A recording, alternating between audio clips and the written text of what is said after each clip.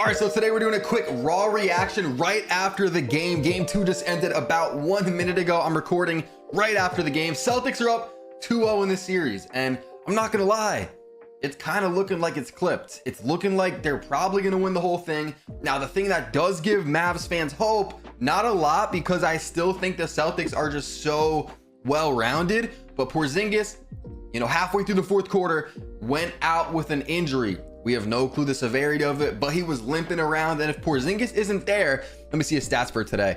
He had, let's see, he came off the bench again, 23 minutes, 2 blocks. His rim protection is pretty much the best in the league, and he had 12 points. He's just a big factor, though. He's a big factor. And I said in my last video, or maybe it was 2 videos ago, if Porzingis can play all the games in this series, I don't see a way that the Dallas Mavericks can win the finals. If Porzingis is fully healthy, I don't see it. Now, if Porzingis is out, it's already 2-0 though. That's the thing. Is it too late? You guys let me know. Like, I don't want to count out Luka. I said I had the Mavs winning. I did. But I don't know, man. I don't know. Their role players just haven't stepped up. Luka with a 32-point triple-double. 32 points, 11 rebounds, 11 assists. Luka played like Luka. He played insane. Let's not act like he played perfect, though. Everyone's trying to act like he's just on some, well, he is insane, but you know what I'm saying? 8 turnovers for Luka. You just can't have that. But yes, he was the best player on the team, probably the best player in the game by far. Now, after him, though, there was nothing. Kyrie had 16 points, but he was 7 for 18, 0 for 3 from 3. Like, I don't know. I don't even know how he had 7 buckets, because I don't remember him scoring 7 times. Maybe I was looking at my phone for a second or something. I don't know, but it just felt like whenever you needed a bucket, whenever the Mavs were starting to get momentum, or they needed to get momentum, Kyrie would have the ball and he would just miss. I just felt like he was not coming through for this Mavs team at all. I thought PJ Washington played solid. He had a block. He played 40 minutes, 17 points. Something I want to say. Also, I don't know how much I'm cutting up this video. I'm trying to get this out right away. Y'all let me know if you want me to do more videos like this. I'm changing it up. But Maxi Kleber, no, we need to stop with the minutes here. 16 minutes for Maxi in this one, and I'm just not a fan of it. Maybe you guys are. I know a lot of people like him, but no, we got to stop. He missed like 2 wide open threes. There was one player where he thought he was like LeBron James. He randomly just started running full speed at the rim. I think he lost control of it, or maybe I don't even know. I forget what happened. Maybe he just missed a layup or lost it out of bounds. I don't know, but I know that his minutes were just not great. And a lot of this game, especially the first quarter, second half, maybe beginning of the third, was just very, very sloppy. There were so many turnovers. The Mavs had 15, the Celtics had 10. And, the Celtics, I don't know what there is to really change up. Obviously, they're going to shoot a lot of threes. Sam Hauser was 0 for 5. Kristaps was 0 for 3. Jaylen Brown was 1 for 5. Jason Tatum was 1 for 7. So right there, that's what? 2 for 18 from those 4 players. 2 for 18. They shot 25% from 3. They were 10 for 39. You know they're going to shoot threes. And that's the thing about this, is like, I'd love to say the Mavs have a chance, and they do. They have a very low percent chance still in the series.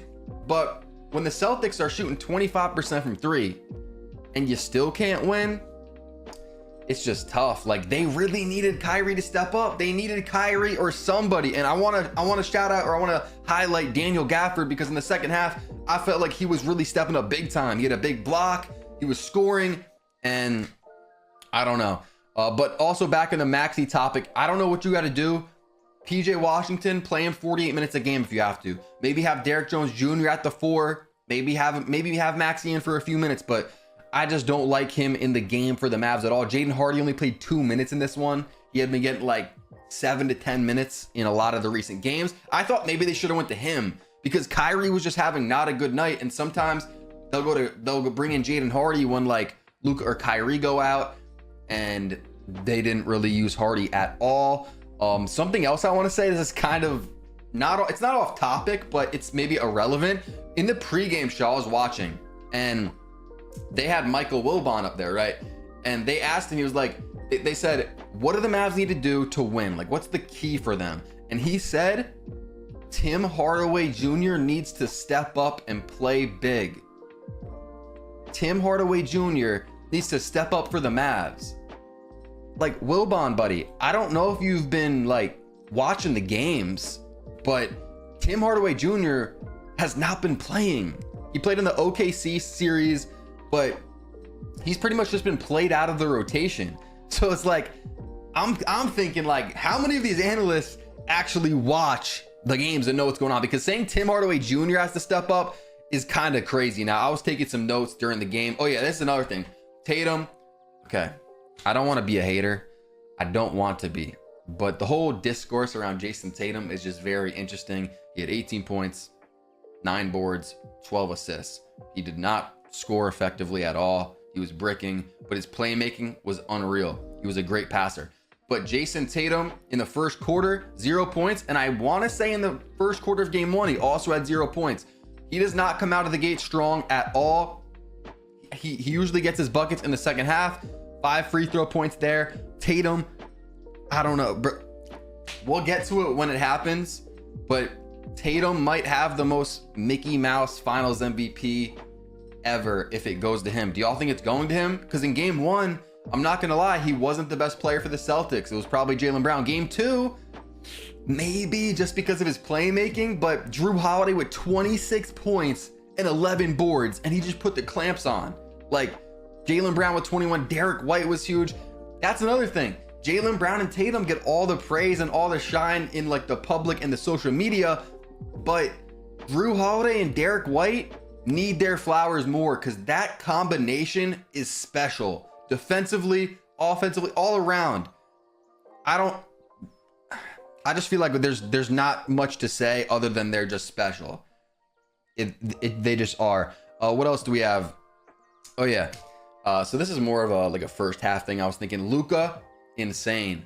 Tatum, again, second half he picked it up, but it's just, you look at the superstars on each team, and it's like Tatum can have 2 points in the first half. I think he had 2 or 5 points, something like that in the first half. Luka had 20. Like, Luka's playing great, and the game is still tied. Like, that's how good the Boston Celtics are, that their best player can literally have shit rolling down his legs. Potentially, he could be playing with a blindfold on. I'm not even, nah, that's too much. That's too much. But you know what I'm saying?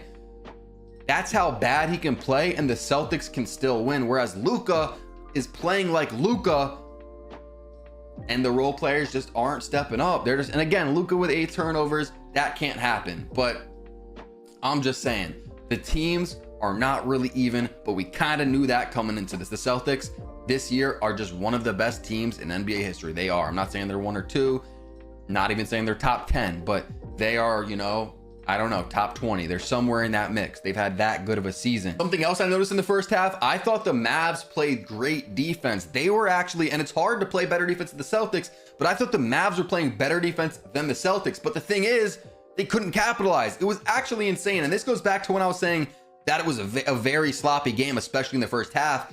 It felt like the Mavs would get a stop, and it's like, okay, here we go. And then they'd come down and miss, or they would come down and turn the ball over. I swear there was like 3 possessions in a row where they just kept turning the ball over. And the Celtics were making mistakes too. That's what I'm saying, but you got to capitalize. When the Boston Celtics, you know, as good as they are, when they're making mistakes, you have to capitalize on that. And I just don't think that the Mavericks did at all. Something else I got to say, at the end of the game, the Mavs were making a random push. Like, I thought the game was over. I was in my head, I was like, oh, they're about to win by like 15. Mavs went on a random 9-0 run, and it was a 5-point game. PJ Washington on the break gets chased down by Derek White again. Derek White is special. He's someone that everyone likes to say is a role player, but is he more of an all-star? Is he more of a star? He really doesn't have any flaws in his game, does he? He really doesn't. I don't know. Derek White is a lot more important to this team than a lot of people realize. And that block was huge. Mike Breen was also saying it should have been a foul. I didn't really get to see the replay too many times. It did look like there was a lot of contact between him and I think it was either Drew Holiday. I think it was Jaylen Brown with Derek White. But Derek White, huge block, game-saving block. Because honestly, if that goes in, there was contact. That's the 3-point play most likely. It's a 2-point game with 50 seconds left. That game is not over, but that block was huge, saving the game for the Celtics. Moving forward for the Dallas Mavericks, the role players just have to step up. You just have to hit your shots. Derrick Jones Jr. 0 for 3. Kyrie 0 for 3. This is from 3. PJ Washington 1 for 5. So right there, that's a combined 1 for 11. from them. And then if we include Maxey off the bench, that's 1 for 13 because he was 0 for 2. Include Josh Green, that's 1 for 16, I believe. He was 0 for 3. That is unreal. That's genuinely unreal when you think about it. The role players for the Mavs were 1 for 16 from 3.